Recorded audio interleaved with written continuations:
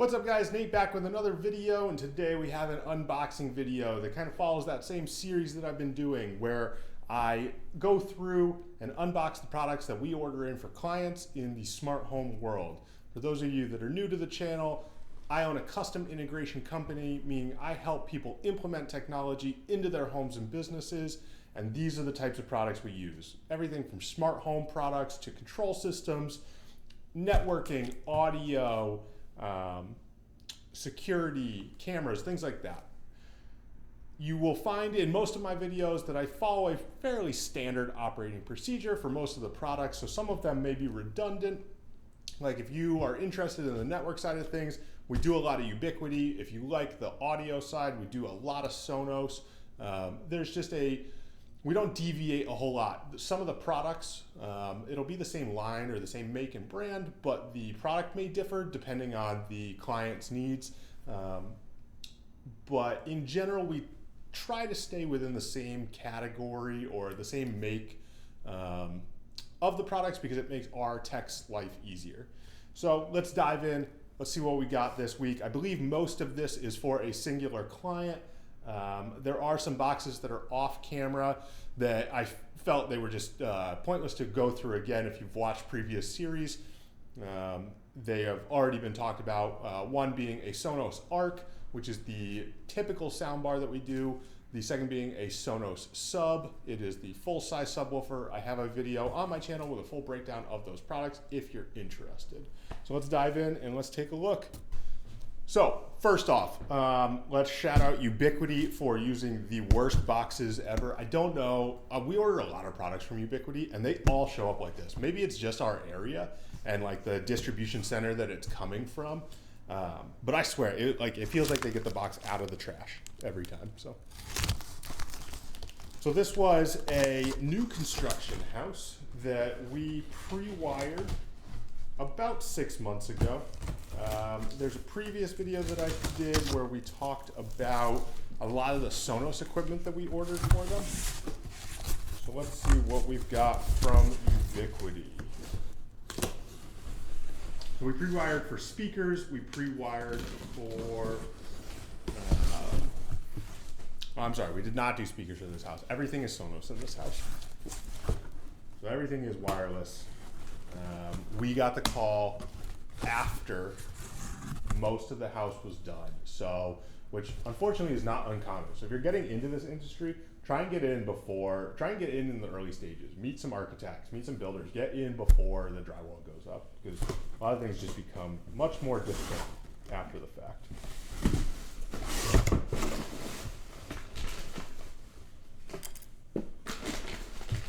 Let's see, we have two Ubiquiti U6 IWs, the in-walls.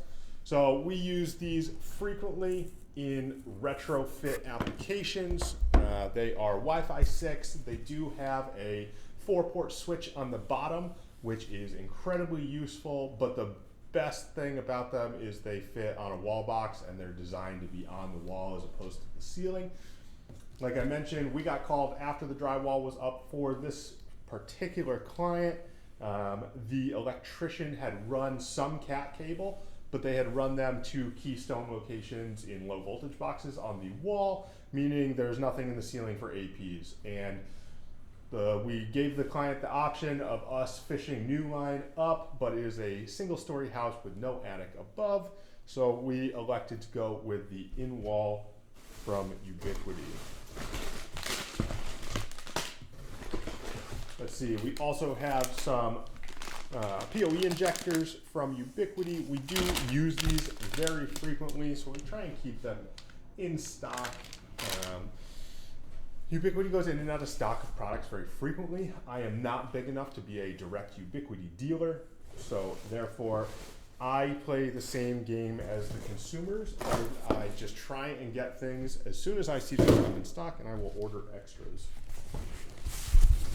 One of the things that I do in general, try and do in business, is I run a no stock model. So I try and keep, outside of little things, like a PoE injector is fine. Okay, whatever it costs, $10, $15, I keep a few of them on hand. Keystones, patch panels, things like that, I keep in stock, but hardware and products we don't order until the customer has decided to move forward with us. It helps keep cash flow manageable for us. I don't have everything tied up in inventory.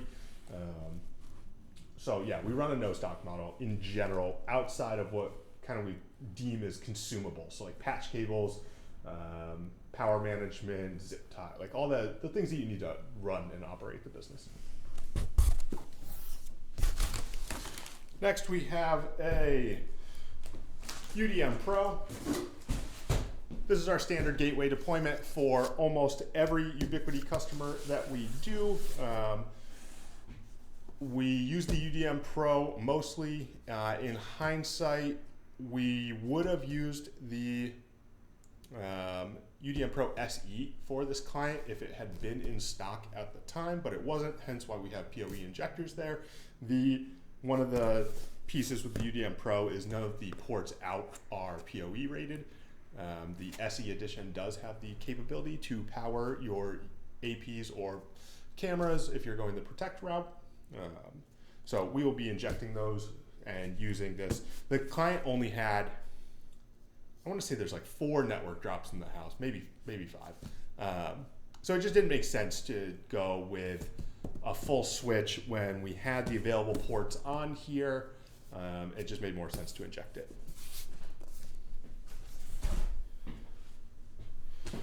Let's see. I do not know what's in most of these boxes when I do these. I have an idea. I mean, I place the orders, but typically it's like a week behind.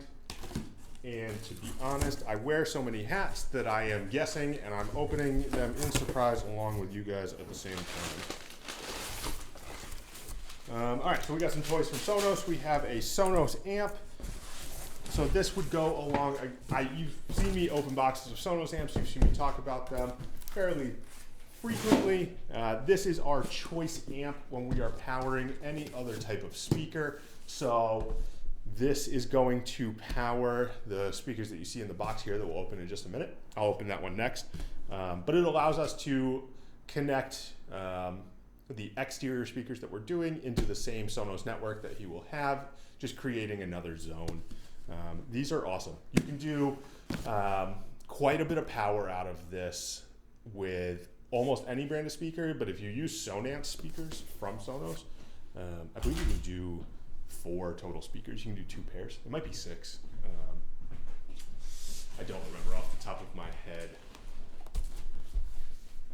So this is our standard exterior speaker. If it's not, so I'm based in New England. Unfortunately, it's cold. We don't get to be outside all year round.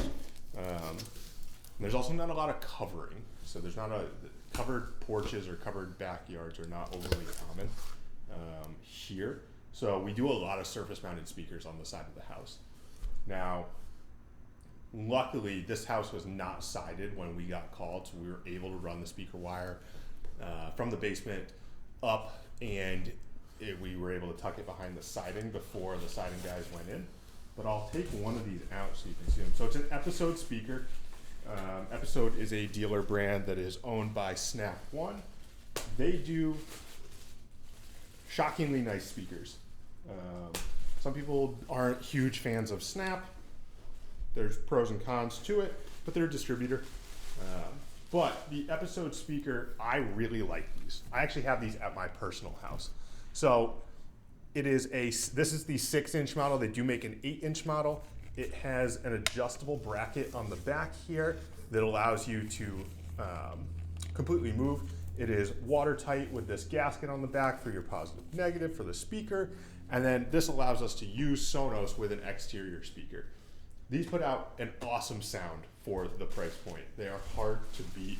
And like I said, I have them at my own personal house. I really like them. They fill our backyard very well. They're not incredibly overpowering. The alternative speaker that you will see us do, and maybe I'll do a comparison video at some point here, is the Bowers & Wilkins AM1.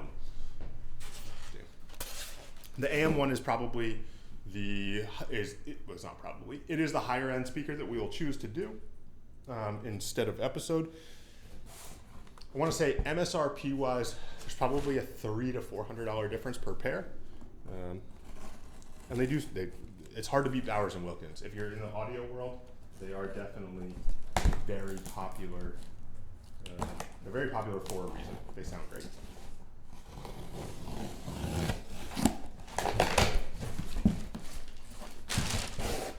Oh, so great. We can talk about Ubiquiti always being out of stock of things. I'm out of stock on Ubiquiti patch panels right now. I try and buy them as frequently as possible. At the moment this video is dropping, I bet you if you go to Ubiquiti's site, it's still out of stock. So this is just a Keystone patch panel. Again, this client, it's very little going in the rack. I think we're doing a 6U, very small rack for him. Just to keep things out of the way and tuck nice and neat up with fans and keep everything cool, but nothing special. It's just a 1U rack mountable Keystone patch panel. It's black. I try and use Ubiquiti just purely for me being particular. There's no real difference between the two other than it matches. It's the same silver. Which I've never found a great way to match. Again, shout out to shipping companies with the worst box. So this is what we're using for power management for this client. This is a watt box. You have seen me talk about these. This is again another Snap owned company. A lot of people use the PDU from Ubiquiti because it's all managed in the same location. Again, it is always out of stock anytime I need to order one.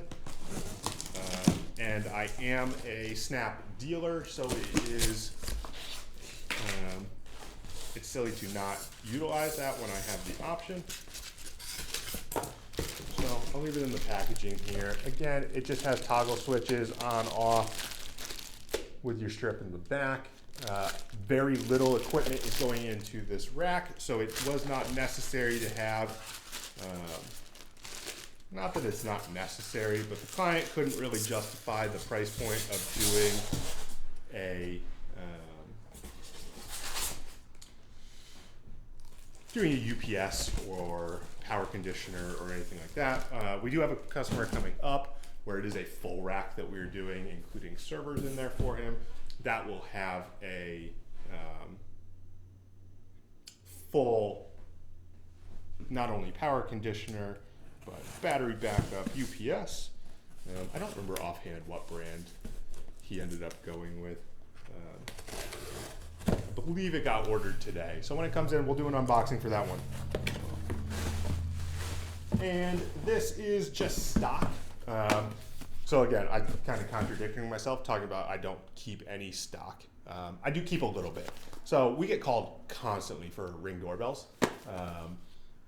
I have a partnership with Amazon and Ring, so I do get, unlike Ubiquiti, I do make a little bit of margin on the Ring side of things.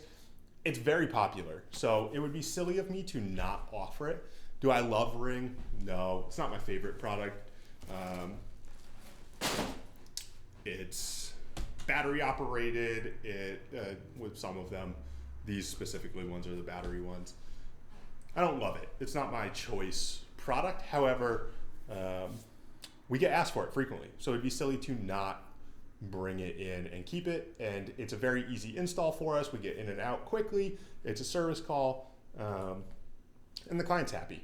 A lot of people buy it, specifically like the hardwired doorbell. They buy it, they don't know how to put it in, they want someone to come set it up for them. We're happy to do jobs like that. I've talked about in other videos where there really is no job too small. I do like to take on smaller jobs as well as big jobs. I mean, I gotta keep business going, keep the guys busy in general. Ring is a great way to do that. It's almost our loss leader. It gets us in the door, and then we typically end up having conversation about other products they may be interested in. This is a great entry-level DIY smart home product if you're kind of like dipping your toe in the water and you're delving into it. And then we come in and you may learn about all sorts of different products that we offer. So that is the boxes that we got in today. Like I mentioned, there's a few other Sonos products that came in, a Sonos Arc, a Sub, and there was something else. But again, I've opened those numerous times on our channel. I hope you enjoyed this type of video. Continue to let me know what you'd like to see. I'd love to get some input, and then I will talk specifically about those. If you have any questions, drop them in the comments. I hope you have a great week. Nate with Teaching Technology.